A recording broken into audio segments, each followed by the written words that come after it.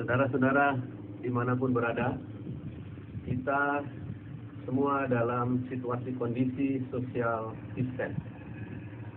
Namun di sisi lain bersyukur kepada Tuhan, tetap bersyukur oleh karena spiritual distance dengan Tuhan telah dipulihkan kembali melalui penderitaan, kematian, dan kebangkitan Yesus Kristus. Maka virus rohani itu, yaitu dosa, telah dihancurkan sehingga kita tidak ada jarak lagi dengan Tuhan. Kita bisa bersama dengan Tuhan saat ini, di sini, di dunia ini. Immanuel, bahkan sampai di balik dunia ini selama-lamanya. Selamat Hari Paskah, hari kemenangan yang Tuhan telah anugerahkan ini. Saudara, seluruh dunia sekarang menghadapi masalah yang tidak dibayangkan sebelumnya. Masalah yang cukup berat terkait dengan COVID-19. Obat sampai hari ini belum juga ditemukan. Namun bagi kita sesungguhnya saat ini ada hal yang lebih penting dari persoalan itu, dari masalah itu, yaitu bagaimana respon kita terhadap situasi dan kondisi yang sedang kita hadapi ini. Kita diberi anugerah oleh Tuhan yang sangat istimewa, yaitu kebebasan untuk berespon. Kebebasan untuk memilih respon. Karena itu dalam kesempatan ini saya mengajak kita untuk melihat satu ayat firman Tuhan yang saya harap ini akan menolong kita bagaimana kita meresponi situasi, kondisi yang sulit seperti ini atau yang mirip-mirip dengan situasi, kondisi yang seperti ini. Matius 28 ayat yang kelima. Demikian bunyinya. Akan tetapi malaikat itu berkata kepada perempuan-perempuan itu, janganlah kamu takut, sebab aku tahu kamu mencari Yesus yang disalibkan itu. Sebab aku tahu kamu mencari Yesus yang disalibkan itu. Janganlah kamu takut. Nah, ada 3 hal yang kita bisa angkat dari ayat ini. Bagaimana meresponi situasi, kondisi, masalah, kesulitan, tantangan di dalam hidup ini. Dan lebih khusus situasi COVID-19 ini. Yang pertama, tetap taati perintah Tuhan. Nah, ini saya angkat dari kata malaikat, kalimat dari malaikat Tuhan yang mewakili Tuhan yang disampaikan kepada Maria Magdalena dan perempuan-perempuan yang datang ke kubur ketika Yesus dibangkitkan waktu itu. Janganlah takut. Janganlah takut. Kata larangan, janganlah, dari partikel me dalam bahasa asli Alkitab yang disambung dengan kata kerja perintah, yaitu yang kita kenal dengan istilah saat ini fobia. Jadi janganlah fobia, janganlah kamu takut. Ini memang perintah yang sangat umum, sangat klasik, ada banyak dalam Alkitab terkait dengan perintah janganlah kamu takut ini. Dan ini saya merasa mengapa begitu banyak, bahkan 365 kali kata ini, peringatan ini diberikan di dalam Alkitab. Ini oleh karena saya merasa bahwa manusia memang mudah sekali dihantui oleh perasaan, oleh pikiran takut ini. Nah, waktu itu jelas Maria Magdalena dan perempuan-perempuan ini dalam keadaan yang takut oleh karena ada gempa yang begitu hebat di sekitar kubur itu. Dan bahkan disebutkan penjaga ketakutan, gemetar, seperti mati keadaannya. Jadi ini ketakutan yang sangat besar dihadapi. Bukan saja orang-orang yang mengikuti Yesus waktu itu, seperti murid-murid Yesus yang melarikan diri, yang sembunyi, tapi juga orang-orang yang beroposisi dengan Yesus pun saya merasa ada kegentaran oleh karena kematian Yesus waktu itu membawa situasi kondisi yang tidak biasa, terjadi kegelapan di sekitar kematian Yesus Kristus pada waktu itu. Bahkan Pilatus pun ada kegentaran juga ketika menghakimi Yesus. Jadi ada ketakutan yang melanda pada waktu itu. Dan malaikat Tuhan yang mewakili Tuhan datang kepada Maria Magdalena yang datang ke kubur itu dengan berkata, "Janganlah kamu takut. Sebab aku tahu kamu mencari Yesus yang disalibkan itu. Janganlah takut." Nah, yang mirip dengan peringatan ini yang dalam bentuk yang berlawanan, saya pikir ialah kuatkan dan teguhkanlah hatimu.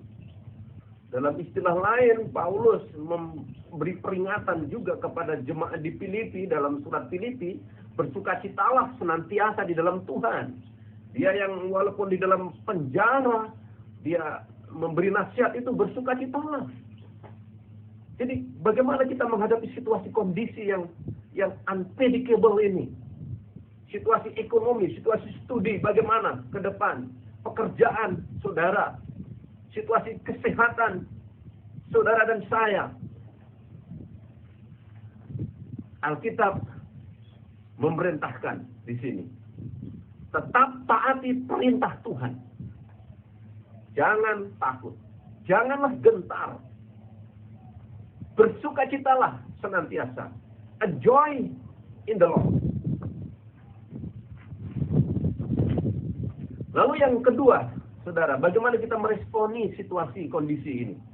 Persoalan-persoalan yang terjadi sebagai dampak dari COVID-19 maupun persoalan COVID-19 itu sendiri. Yang kedua adalah tetap yakini sifat Tuhan Maha Tahu. Tetap yakini sifat Tuhan tahu. Dan ini saya angkat dari kata, janganlah kamu takut sebab aku tahu. Nah ini memang kata malaikat, tetapi sekali lagi ini malaikat mewakili Tuhan. Alasan jangan takut sebab aku tahu. Tuhan tahu. Nah kata aku tahu ini dari kata oida. Dalam Alkitab ada dua kata yang diterjemahkan tahu. Yang pertama, gnosko. Dan yang kedua, oida. Kata gnosko punya arti tahu dalam arti belajar. Tahu dalam arti berkembang, progresif. Kemarin tidak tahu, sekarang menjadi tahu. Itu gnosko. Tetapi kata oida bukan pengetahuan yang progresif. Kata ini banyak dipakai untuk Tuhan. Kata ini punya arti pengetahuan yang komplit.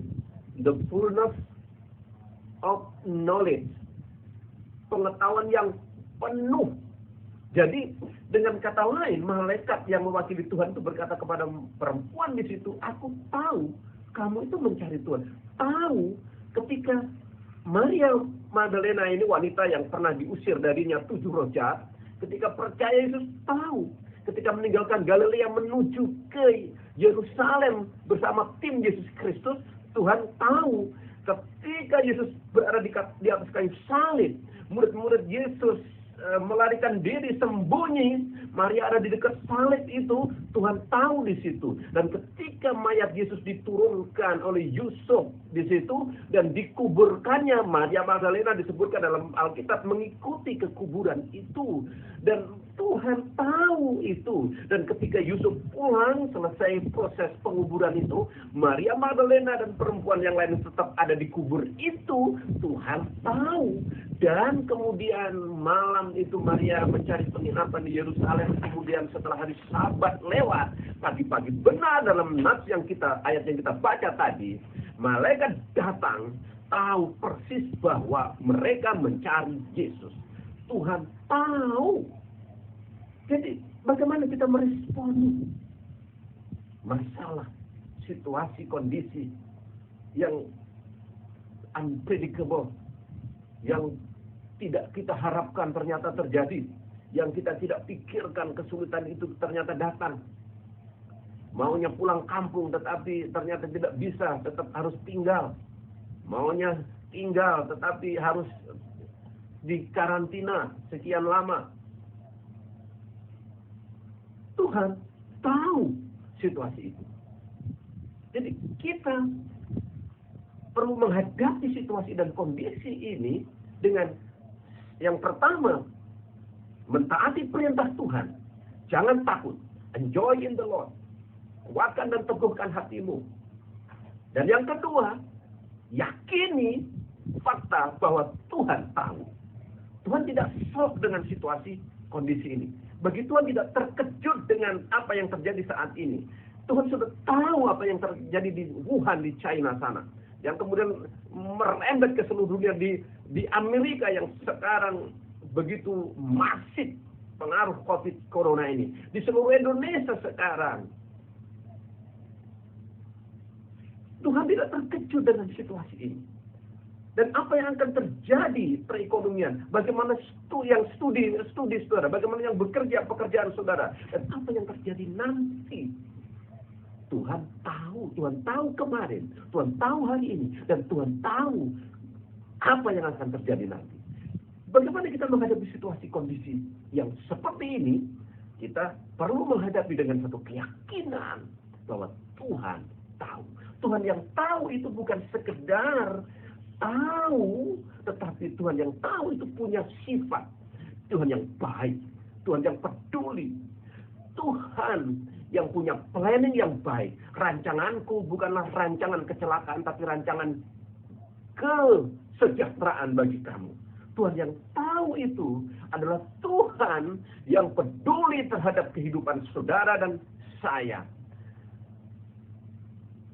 Bagaimana kita menghadapi situasi kondisi ini? Yang pertama, mentaati perintah Tuhan. Jangan takut. Enjoy in the Lord. Kuatkan dan teguhkan hatimu. Dan yang kedua, meyakini fakta sifat Tuhan yang maha tahu itu. Maha tahu yang seirama dengan sifat yang peduli, yang baik, yang punya rancangan yang indah bagi setiap orang yang berharap kepadanya. Lalu yang ketiga, bagaimana kita menghadapi situasi dan kondisi yang unpredictable ke depan ini dan saat ini yang nampak begitu sulit.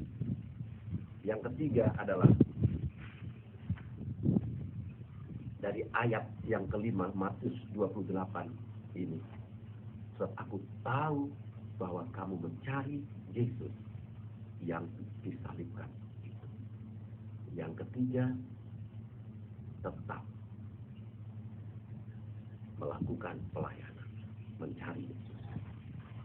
Tetap mengerjakan pelayanan, mencari Yesus. Saudara tahu bahwa kata mencari yang diucapkan oleh malaikat ini sama persis dengan kata mencari, kata cari dalam Matius pasal 6 ayat 33. Carilah dulu kerajaan Allah dan kebenarannya, maka sekaliannya akan ditambahkan kepadamu. Bagaimana dengan konteks ini Maria Magdalena? Maria Magdalena mencari Tuhan. Sejak percaya Yesus, dia masuk dalam tim murid-murid Yesus. Kemudian ketika Yesus pergi ke Yerusalem menjelang penyalipannya ini ikut perjalanan meninggalkan Galilea menuju ke Yerusalem.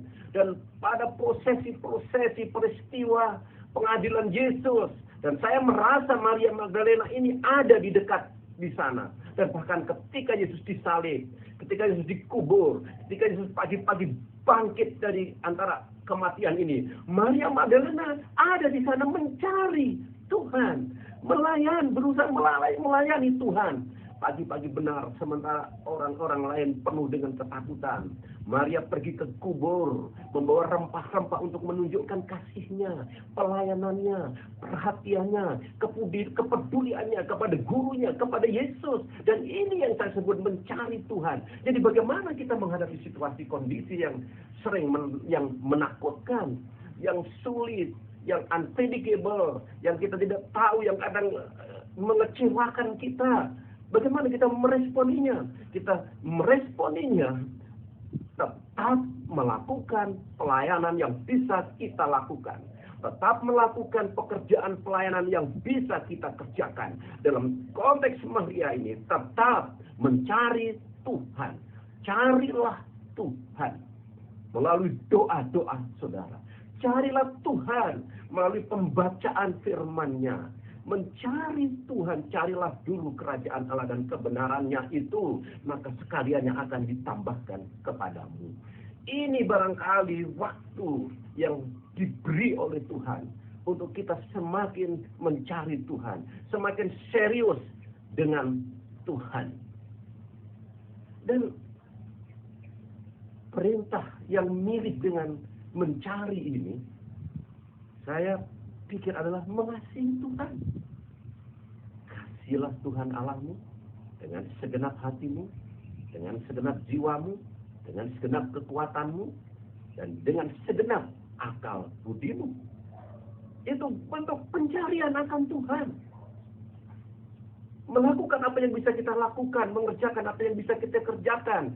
Kalau saudara sebagai mahasiswa, kasihilah Tuhan Allahmu dengan segenap akal budimu. Ikutilah studi sebagaimana diwajibkan atau diharuskan, online teaching, online studying, dengan serius belajar. Itu sebagian dari pencarian akan Tuhan. Yesus pernah menjawab pertanyaan murid-murid pada waktu itu. Dan saya pikir ini terkait dengan hukum yang kedua dari hukum yang utama itu. Yaitulah kasihilah sesamamu manusia sama seperti kamu mengasihi dirimu sendiri. Pertanyaannya, Tuhan kapan? Pada waktu engkau lapar aku memberi engkau makan. Pada waktu engkau haus aku memberi engkau minum. Pada waktu engkau sakit atau dalam penjara aku melawat engkau. Pada waktu engkau telanjang aku memberi engkau pakaian. Kapan? Lalu Yesus berkata, apa saja yang kamu lakukan kepada salah seorang yang paling hina ini, kamu lakukan untuk aku. Dan itu pencarian akan Tuhan. Bagaimana kita menghadapi situasi yang sulit seperti ini? Saudara, tetaplah melakukan pelayanan, mencari Tuhan, mengasihi Tuhan, mengasihi sesama. Mungkin ada di antara saudara yang punya kelebihan uang saudara, punya kelebihan makanan, roti, beras yang saudara miliki, punya kelebihan tabungan. Ada orang lain di sekitar kita yang dalam tanda petik lebih tidak beruntung dibanding saudara. Dan ini kesempatan mencari Tuhan. Memberikan sembako, memberikan pakaian, dengan SMS kata-kata penghiburan, dengan berdoa untuk mereka. Apa saja yang bisa kita lakukan sebagai bukti pelayanan kita kepada Tuhan. Bagaimana kita menghadapi situasi kondisi yang sulit, yang unpredictable saat ini. Yang pertama, tetap taati perintah Tuhan. Jangan takut. Enjoy in the Lord. Bersukacitalah senantiasa di dalam Tuhan.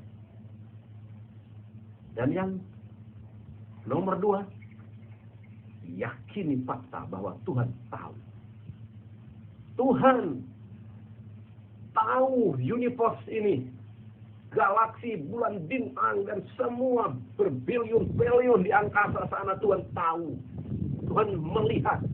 Dan Tuhan juga tahu virus yang kecil yang tidak bisa kita lihat. Tuhan tahu bahkan sehelai rambutmu pun tidak akan jatuh tanpa dikehendaki oleh Tuhan. Tuhan tahu. Dan tahu akan Tuhan. Meyakini fakta ini akan menolong kita untuk happy, untuk enjoy. Akan menolong kita untuk menikmati damai sejahtera Tuhan yang melampaui segala akal. Bagaimana respon kita yang ketiga? Tetap lakukan pelayanan. Cari Tuhan. Peduli terhadap yang sulit. Peduli terhadap yang membutuhkan.